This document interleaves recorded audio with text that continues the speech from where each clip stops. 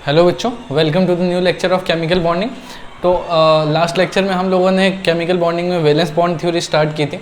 Valence bond theory में हमने कुछ एटम्स के अप्रोच बताए थे कि कैसे एटम अप्रोच करते हैं, ठीक है। तो उसमें फोर्स ऑफ अट्रैक्शन और फोर्स ऑफ रिपल्शन डेवलप होते हैं, जिस कारण बॉन्ड फॉर्मेशन होती है, ठीक है। इसके अलावा आपने ओवरलैपिंग भी देखी थी डिफरेंट ऑर्बिटल की along internuclear axis and at a right angle to the internuclear axis. तो अगर इंटरन्यूक्लियर एक्सिस के अलॉन्ग ओवरलैपिंग होती है, जैसे कि एसएस, एसपी और पीपी ओवरलैपिंग, ठीक है, जब ये इंटरन्यूक्लियर एक्सिस के अलॉन्ग होती है तो सिग्मा बॉन्ड की फॉर्मेशन होती है। सिमिलरली अगर जो ओवरलैपिंग है वो क्या होती है, साइड वे होती है, यानी इंटरन्यूक्लियर एक्सिस के राइट एंगल पे होती है, तो अपन उससे पाई बॉन्ड फॉर्मेशन होती है, उससे ऊपर नीचे ओवरलैपिंग होती थी, ठीक है। तो आप पिछला लेक्चर देख सकते हैं जाके, उसमें पता चल जाएगा। तो आज हम कुछ बॉन्ड कैरेक्टरिस्टिक्स पढ़ेंगे। उससे पहले कि हम एक्चुअल मॉलिक्यूल्स के बॉन्ड बनाएं, हाइब्रिडाइजेशन पे आए, उससे पहले हम बॉन्ड के कैरेक्टरिस्टिक्स पढ़ेंगे कि कौन कौन से जो फैक्टर्स है वो बॉन्ड को अफेक्ट करते हैं। जब दो एटम अप्रोच करते हैं तो ऑब्वियसली बॉन्ड फॉर्मेशन तो होगी ना, पर उस जब वो बॉन्ड बन जाएगा तो उस बॉन्ड को कौन कौन से फैक्टर अफेक्ट करेंगे, ये पढ़ना है आज के लेक्चर में, ठीक है। तो स्टार्ट करते हैं।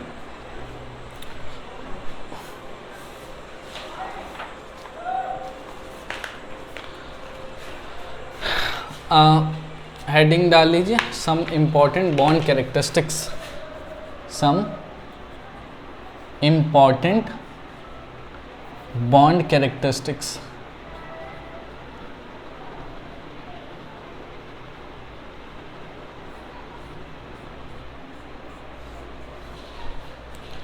सबसे पहला बॉन्ड लेंथ,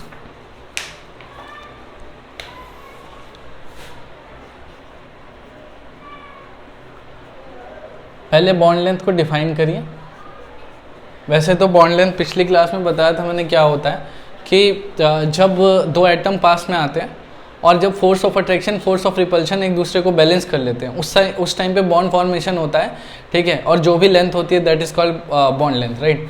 तो बॉन्ड लेंथ, जब दो एटम कंबाइन हो गए, ठीक, तो उनके न्यूक्लियस के बीच का जो भी डिस्टेंस होगा, इंटर न्यूक्लियर डिस्टेंस जिसको आप बोलते हैं, ठीक, that is called bond length.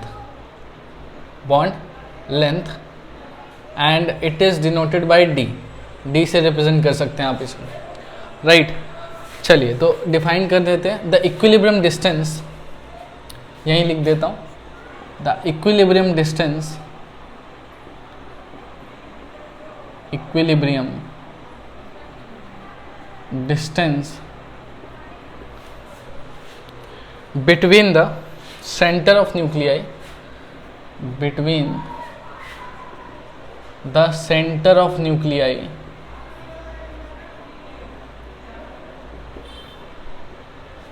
of two bonded atom, between the center of nuclei of two bonded atom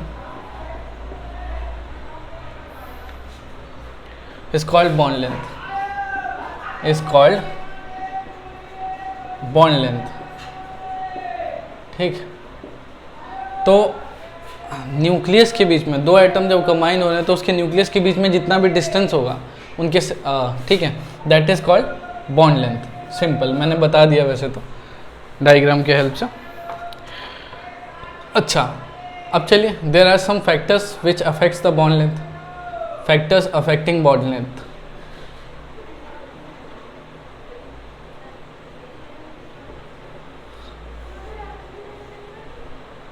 सबसे पहला आपका size of atom. Size of atom,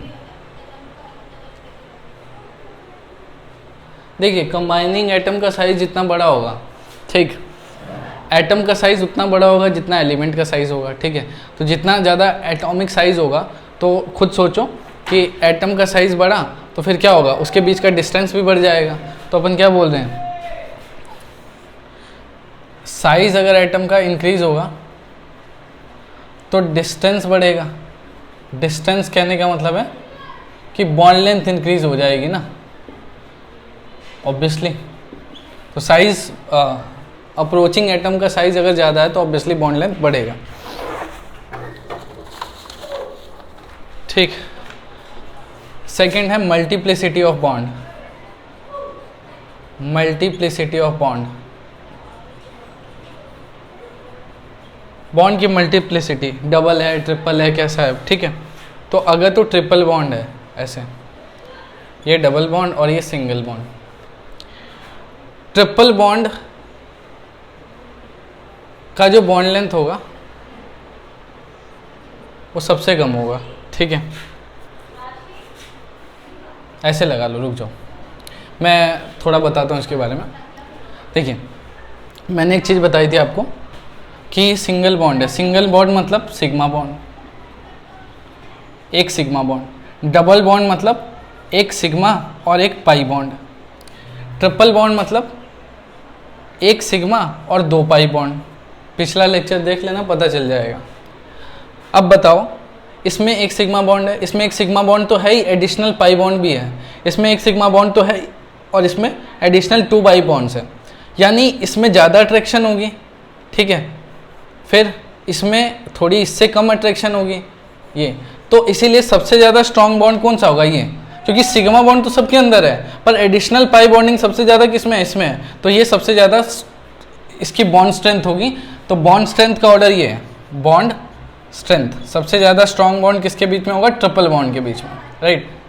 तो इसीलिए जो बॉन्ड लेंथ होगा, बॉन्ड लेंथ वो होगा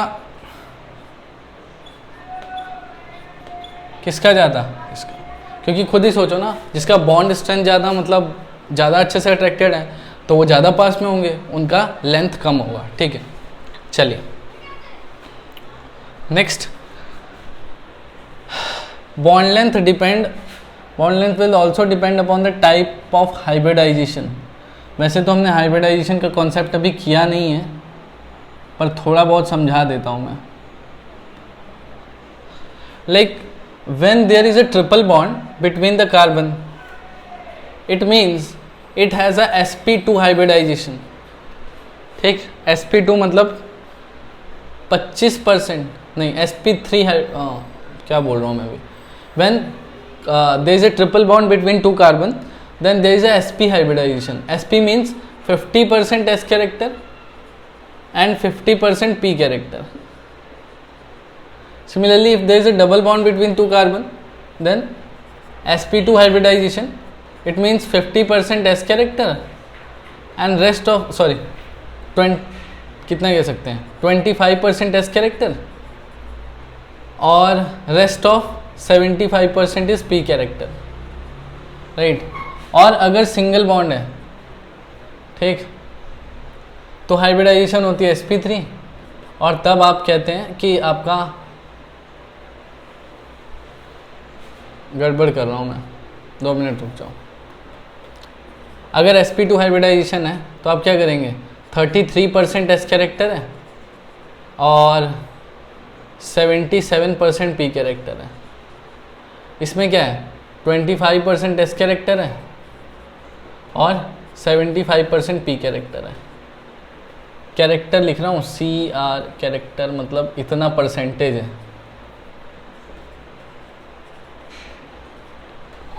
ठीक बच्चों। एक्चुअली करते क्या, मैं तुम्हें बताता हूँ। जैसे एक S है एक P है, तो एक S एक P divided by what, sorry 100 divided by एक S एक P, तो कितना हो गया, 50% हो गया ना। ऐसे ही इसमें क्या है, 2P एक S, तो मतलब 3, मतलब आप ऐसे कह सकते हो ना 1 + 2 डिवाइडेड बाय 100, तो कितना है, 100 डिवाइडेड है 3 के बीच में, तो कितना आएगा 33%। और कम कौन है ये, तो इसका 33% होगा, इसका 77% होगा। सिमिलरली 1 प्लस मतलब 100 डिवाइडेड बाय 1 + 3, तो कितना हो गया 25%। कम कौन है, S, तो S का कैरेक्टर होगा 25 और बाकी P होगा 75। मतलब बहुत आसान है यार, पता नहीं लिखने में गलती सी हो गई थोड़ी, बाकी अभी ठीक है, राइट। चलिए लेट्स प्रोसीड।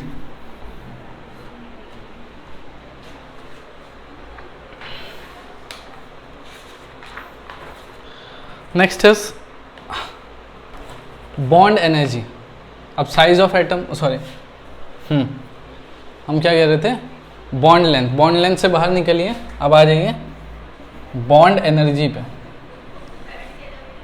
मैंने पिछली क्लास में बताया था the energy required to break 1 mole of bond, ठीक है, that is called bond energy. So the energy required to break 1 mole of bond into its gaseous ion. जब आप 1 मोल ऑफ बॉन्ड को तोड़कर उनके गैसियस आयन्स में उनको convert कर देते हो तो बॉन्ड एनर्जी कहलाती है। मतलब आप इतनी एनर्जी दे पाओ कि एक बॉन्ड 1 मोल ऑफ बॉन्ड टूट जाए और उससे उसके आयन अलग हो जाए, that is called, and that energy is called bond energy, right. तो जैसे मैं क्या बोल रहा हूँ, जैसे H2 है तो H2 में क्या है, हाइड्रोजन हाइड्रोजन का बॉन्ड है। अब ये क्या है, 1 मोल ऑफ H2 है, आपने उसको तोड़ने के लिए जितनी भी एनर्जी दी, ये क्या हो गया, 2H हो गया। और जो भी एनर्जी रिलीज होगी, ठीक, that energy is called what, bond energy. जैसे Cl2 है तो 1 मोल ऑफ Cl2 को तोड़ने में जो भी एनर्जी लगेगी that is your bond energy. HCl है, HCl को तोड़ो तो H पॉजिटिव Cl नेगेटिव अलग करने में जो भी एनर्जी रिलीज होगी that is bond energy. Bond energy is also equal to lattice energy in case of ionic compound, ठीक। अगर आयनिक कंपाउंड है तो बॉन्ड एनर्जी को आप लैटिस एनर्जी भी बोल सकते हो। अच्छा चलिए, तो ये है सब चीज़ें। ऐसे एक चीज़ और, जैसे पानी है, वाटर, ये सारे तो ऐसे है ना, डायटोमिक मॉलिक्यूल है, इसमें वाटर है। वाटर में क्या होगा, ये इसको ब्रेक करोगे, इसको ब्रेक करोगे, ठीक है, सेम ही एनर्जी लगेगी। चलो छोड़ो, बस इतना काफ़ी है बताने के लिए, बहुत ज़्यादा नहीं जाना इस पर डिटेल। पर ये बोले कि energy required to break 1 mole of bond that is called bond energy. पर याद रखना, मैंने 2 मोल लिख दिया तब नहीं होगा बॉन्ड एनर्जी, मैंने इसमें 3 मोल लिख दिया तो 3 मोल को तोड़ने में 3 टाइम्स बॉन्ड एनर्जी लगेगी, ठीक है। पर 1 मोल ऑफ बॉन्ड को तोड़ने में जो भी एनर्जी रिलीज होती है that is called bond energy. अगर मैं 3 मॉलिक्यूल लेता हूँ तो मुझे 3 गुना एनर्जी देनी पड़ेगी, तो मेरा आंसर भी 3 टाइम्स बॉन्ड एनर्जी आएगा, ठीक है। चलो, now there are some factors affecting bond enthalpy या बॉन्ड एनर्जी, ठीक। फैक्टर्स अफेक्टिंग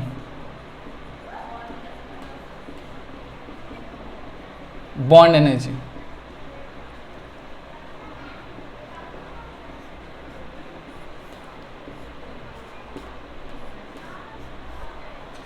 सबसे पहले साइज ऑफ एटम।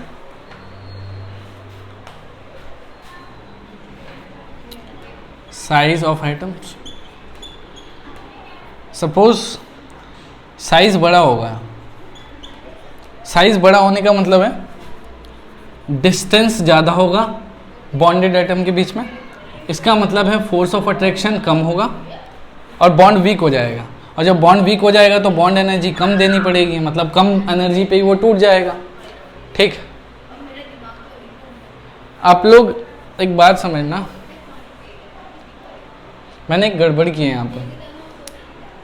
इस बॉन्ड को तोड़ने में आपको एनर्जी देनी पड़ती है, तो जो एनर्जी आप दो रहे हो जिसको बोलते हैं बॉन्ड एनर्जी, रिलीज नहीं होती है, गलती से बोला गया, ठीक है। इसको बॉन्ड ब्रेक करने में जितनी एनर्जी देनी पड़ेगी that is called bond energy. इसको ब्रेक करने में जितनी एनर्जी देनी पड़ेगी उसको कहते हैं bond energy. So energy required to break 1 mole of ionic compound, right. अब वैसे एक बात है कि जैसे अगर H पॉजिटिव और H पॉजिटिव कंबाइन होते, अगर H2 बनता सपोज, या मैं ये बोलता हूँ कि मैं 2H, अगर H2 बनता है तो जितना भी एनर्जी रिलीज होता है that is also equal to bond energy. मैंने बताया था कि जिस कंपाउंड को या मॉलिक्यूल को बनने में जितनी एनर्जी रिलीज होती है उतनी ही उसे तोड़ने में भी देनी पड़ती है। तो मतलब इसको तोड़ने में जितनी भी एनर्जी देनी पड़ी होगी तो इसके अगर ये दोबारा से इसमें कन्वर्ट हो जाए तो उतनी एनर्जी रिलीज होगी। ठीक है, तो इस कन्फ्यूजन में मैंने वो लिख दिया, पर ठीक है। साइज ऑफ एटम, साइज बड़ा होगा, डिस्टेंस ज़्यादा होगा, फोर्स ऑफ अट्रैक्शन कम, तो आपको कम एनर्जी देनी पड़ेगी, यानी कम एनर्जी देने पर ही तोड़ जाएगा, बॉन्ड एनर्जी कम होगी। राइट, चलिए आगे।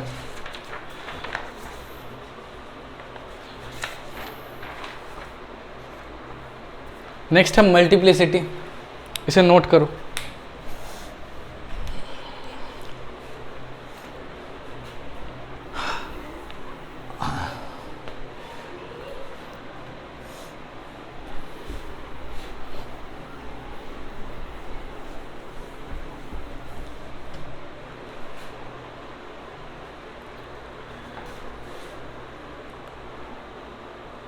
नेक्स्ट है साइज, तो हो गया दूसरा फैक्टर जो अफेक्ट करता है बॉन्ड एनर्जी को, दैट इज मल्टीप्लिसिटी।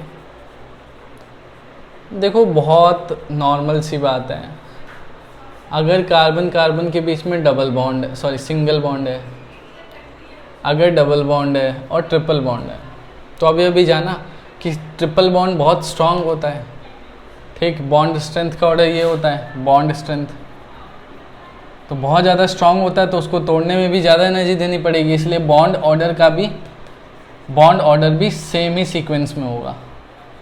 ठीक है, यहाँ से इंक्रीज होता हुआ बॉन्ड एनर्जी, तो बॉन्ड एनर्जी इधर को इंक्रीज हो रही है। सबसे ज़्यादा स्ट्रांग बॉन्ड कौन सा है? ट्रिपल बॉन्डेड, तो इसीलिए उसको तोड़ने में भी सबसे ज़्यादा एनर्जी हमें देनी पड़ेगी। चलिए नेक्स्ट है, इसी में नंबर ऑफ लोन पेयर्स भी लिख सकते हैं आप इसमें, number of lone pair present, number of lone pair electron present.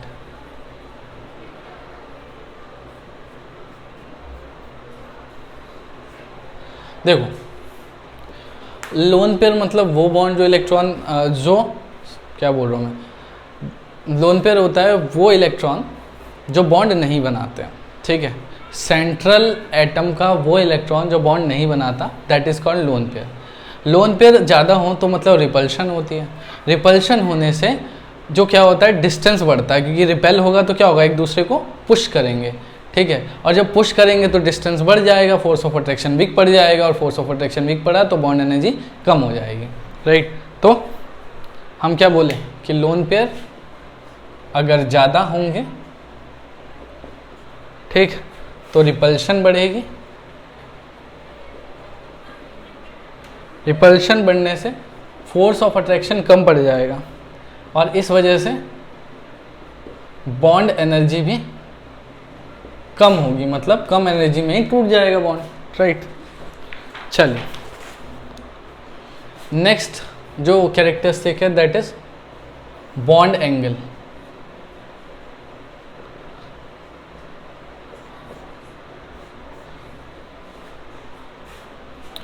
देखो जब आप बॉन्ड बनाते हैं, जैसे आपने ज्योमेट्री बनाई थी, टेट्राहेड्रल हो गया, ट्राइगोनल पिरामिडल हो गया, ऑक्टाहेड्रल हो गया, तो जब आप बॉन्ड बनाते थे तो आप बीच में क्या दिखाते थे, सेंट्रल एटम, और उसके साइड में क्या होते थे, डिफरेंट एटम जिसने सेंट्रल एटम के साथ बॉन्ड बनाया होता था। ठीक, तो वो जो डिफरेंट एटम्स हैं उनके बीच में कुछ स्पेस होता था, that is called angle, bond angle. क्योंकि आपने जितने भी सेंट्रल मेटल के अराउंड बॉन्ड बनाए थे उन बॉन्ड के बीच में कुछ एंगल्स था, that is called bond angle. तो बॉन्ड एंगल को डिफाइन कैसे कर सकते हैं कि it is the angle between the line representing the direction of bond. Right, what is the bond angle? Bond angle is the angle between the line representing the direction of bond, कि वो वाली line जो bond की direction को represent कर रही है उसके बीच में जो भी एंगल होगा that is called bond angle. Right, तो चलिए, द एंगल बिटवीन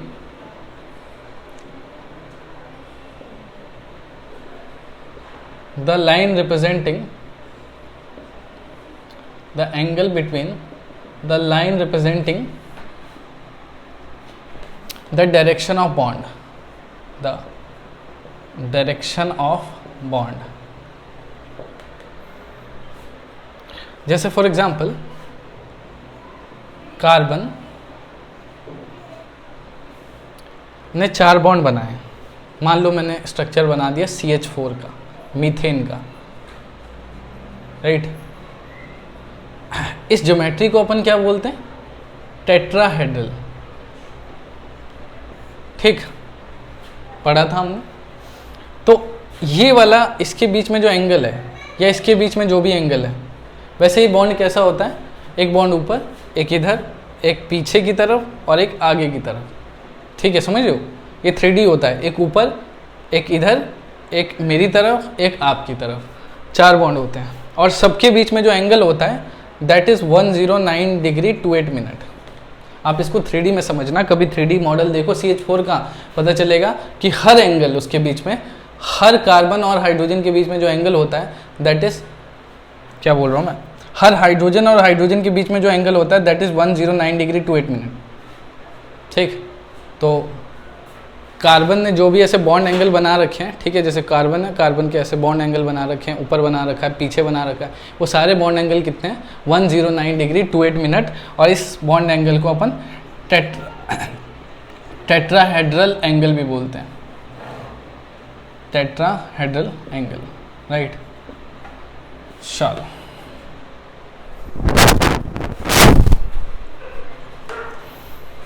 नेक्स्ट,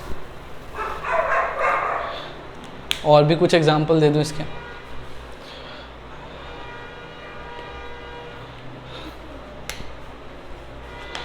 मैं सारे एंगल्स की बात कर रहा हूँ, चाहे ये एंगल हो, चाहे ये एंगल हो, चाहे ये वाला एंगल हो, सारे एंगल कितने इतने हैं? 109 डिग्री 28 मिनट। चलिए, आई होप ये हो गया होगा नोट। नहीं हुआ तो प्लीज़, आपके पास तो रिवाइंड करने का ऑप्शन है। रिवाइंड क्या होता है वैसे? हाँ, रिवाइंड पीछे करके देखना होता है, कर लेना। चलिए,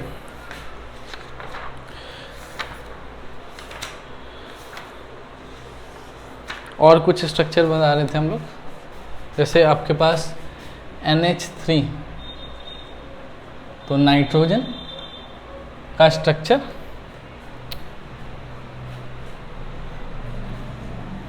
वैसे मैंने आप लोगों को हाइब्रिडाइजेशन से पता लगाना सिखाया था। कैसे पता लगाते थे? Total number of electron pair निकालना होता था। Total number of electron pair कैसे निकलेंगे? इसके पास कितने हैं बताओ? वैलेंस इलेक्ट्रॉन 5, नाइट्रोजन के पास, हाइड्रोजन के पास कितने हैं? एक है और 3 हाइड्रोजन है तो 3 डिवाइडेड बाई 2, तो क्या हो गया? 8 डिवाइडेड बाई 2 तो हो गया 4। और जब total number of electron pair 4 आ जाते हैं, ठीक है, तो अपन क्या बोलते हैं? कौन सा ज्योमेट्री हो गया? टेट्राहेड्रल ज्योमेट्री हुआ।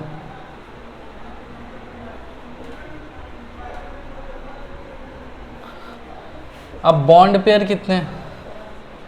भाई साहब, जितने भी बॉन्ड बनाए हुए हैं नाइट्रोजन से वो सारे बॉन्ड पेयर है, मतलब 3 है। लोन पेयर कितने हैं? जितने भी total number of electron pair होते हैं 4, उसमें से बॉन्ड पेयर माइनस कर दो तो जो बचा वो लोन पेयर होता है। ठीक, तो सही है। इसका जो शेप होगा वो क्या होगा? AB3L। ठीक,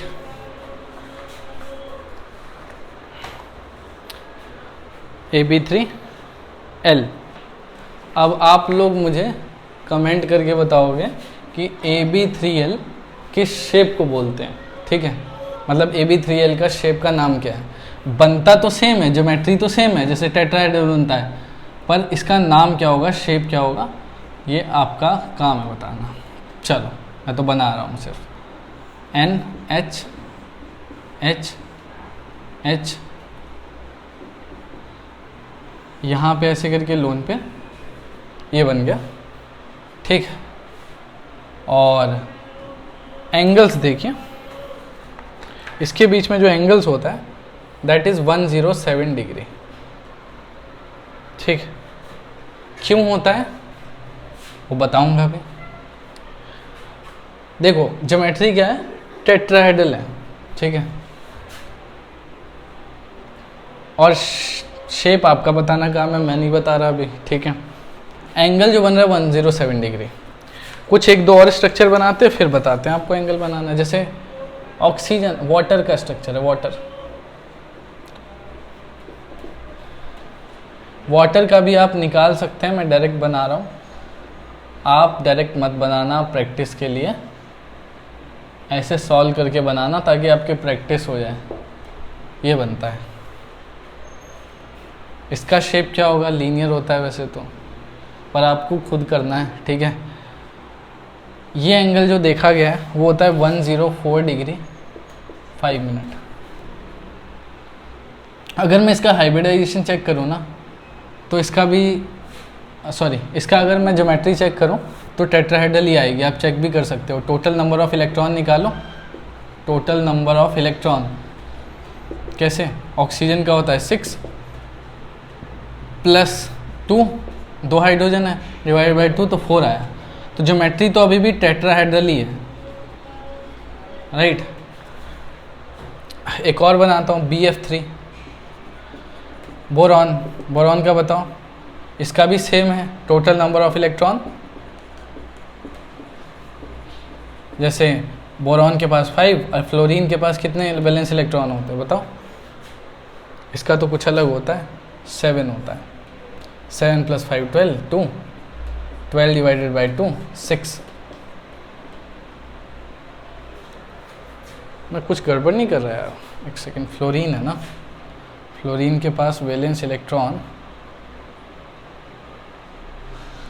क्या कर रहा हूँ मैं,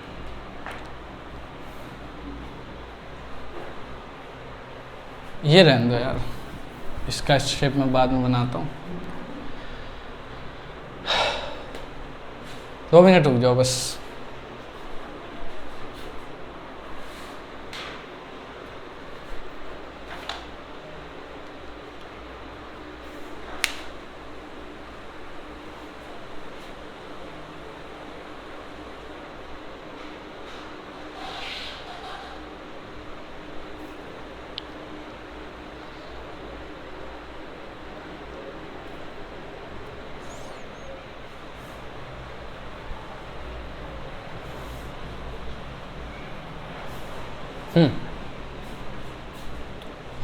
इसके बीच में एंगल देखो आप, 104 डिग्री। अभी मैंने जानबूझ के उसका एग्जांपल नहीं लिया क्योंकि उसको कंपैरिजन में नहीं डाल सकते अपन, ठीक है। मैं दिखाना क्या चाह रहा था इसमें, इसका भी हाइब्रिडाइजेशन निकाला, क्या था हाइब्रिडाइजेशन नहीं, ज्योमेट्री निकाली। इसकी ज्योमेट्री भी क्या थी, टेट्राहेड्रल।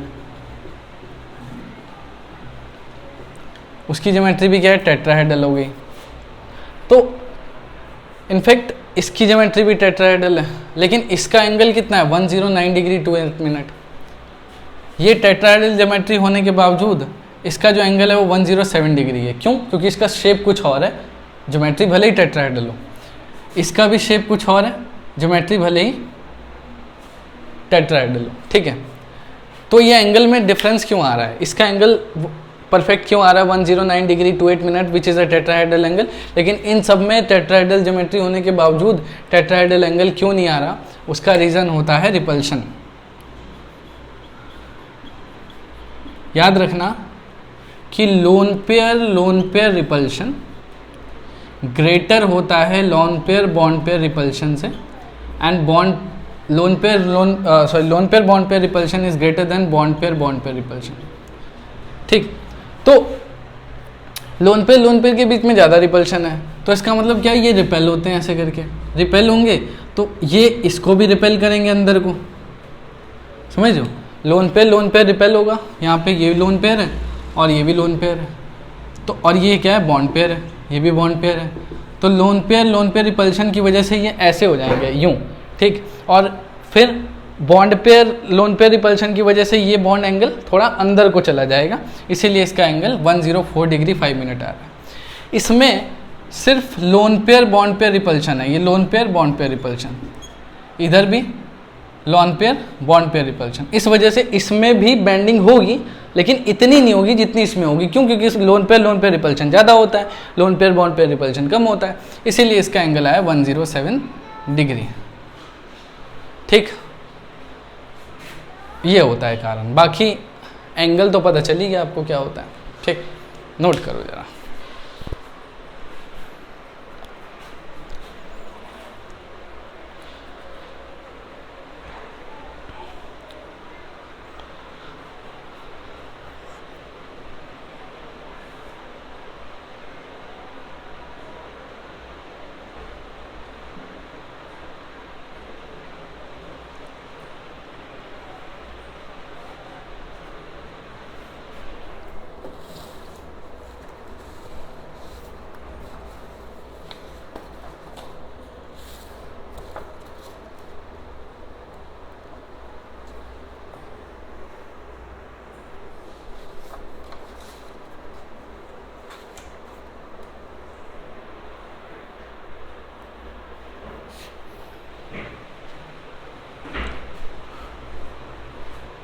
ठीक है बच्चों, तो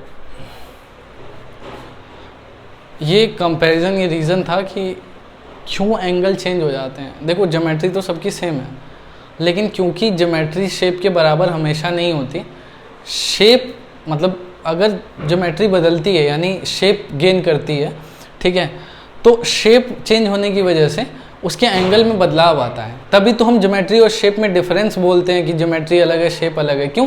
क्योंकि there are some repulsions between bond pair lone pair और लोन पेयर, जिस वजह से एंगल्स में डिफरेंस आ जाता है और वो मॉलिक्यूल अपने आप को इस तरीके से एडजस्ट करता है सो दैट उसकी रिपल्शन कम हो सके, और रिपल्शन कम करने के चक्कर में बॉन्ड थोड़े फैल जाते हैं या सिकुड़ जाते हैं। ठीक है, डिपेंड करता है रिपल्शन कैसी है। तो चलिए, आई एम रबिंग इट।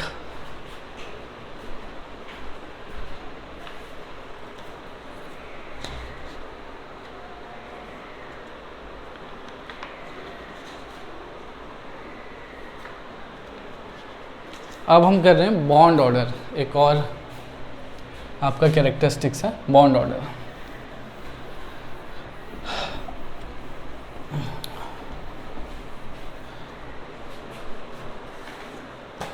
अच्छा देखो, बॉन्ड एंगल को अफेक्ट करने वाले फैक्टर तो कुछ नहीं है, सिर्फ ये लोन पेयर ही है। लोन पेयर ज़्यादा होंगे तो रिपल्शन ज़्यादा होगी, बॉन्ड एंगल सिकुड़ जाते हैं। ठीक है, और अगर बॉन्ड एंगल कम होगा, ठीक, तो क्या बोल रहा हूँ मैं, अगर लोन पेयर कम होंगे तो फिर बॉन्ड एंगल थोड़ा अपने नॉर्मल एंगल्स पे रहेगा। ठीक है, जितना उसका ज्योमेट्री के हिसाब से होना चाहिए। ठीक, अगर लोन पेयर है ही नहीं तो जो ज्योमेट्री में एंगल होगा वही शेप में भी एंगल होगा, कोई फ़र्क नहीं होता। ठीक, अगर लोन पेयर है तो ऑब्वियसली शेप में बदलाव आएगा, ज्योमेट्री से शेप अलग होगा और एंगल्स में डिफरेंस आ जाएगा। अब है बॉन्ड ऑर्डर।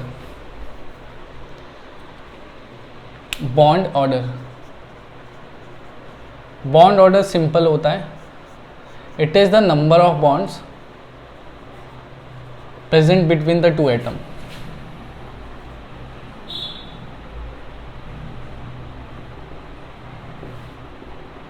जैसे सिंपली ऑक्सीजन के बीच में क्या है, बॉन्ड ऑर्डर कोई पूछे तो 2 है।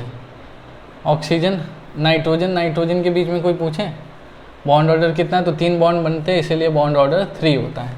तो simple number of bond between the two combining atom is called bond order, right? And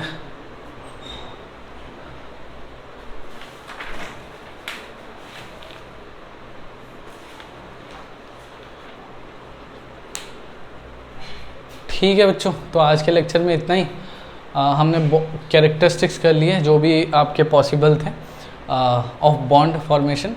ठीक है, तो बस आज के लेक्चर में इतना ही कर रहे हैं हम लोग कि क्या क्या कैरेक्टरिस्टिक्स हो सकते हैं बॉन्ड के, तो वो आपने पढ़ लिए हैं। अब नेक्स्ट लेक्चर में अपन पोलर और नॉन पोलर बॉन्ड पढ़ेंगे। ठीक, कि बॉन्ड के अंदर पोलैरिटी कब आ जाती है, लाइक अगर बॉन्ड कोवेलेंट है और फिर भी उसके अंदर पोलैरिटी जनरेट हो रही है तो उसका कारण क्या है, और फिर डाइपोल मोमेंट पे आएंगे which is also related to polarity, right. तो चलिए आज की क्लास में इतना ही। Thank you so much, bye bye.